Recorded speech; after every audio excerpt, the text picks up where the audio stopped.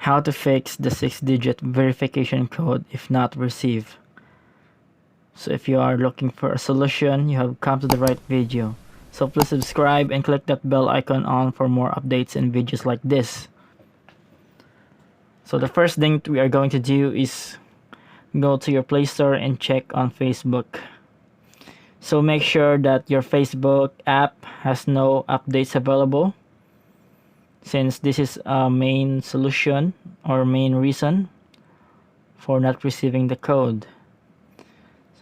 The other thing that we are going to do is go to your settings and go to your app list under app management.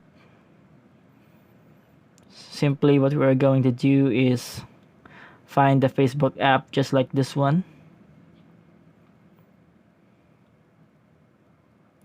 So once you are here, you can go to the permissions. So make sure that the location, the contacts in the phone are all permitted by the Facebook app. So in this situation, I am going to permit all of the options. So that's it. Once you are permitted all of this, you'll be able to receive the 6-digit code. Thank you for watching and see you on the next video.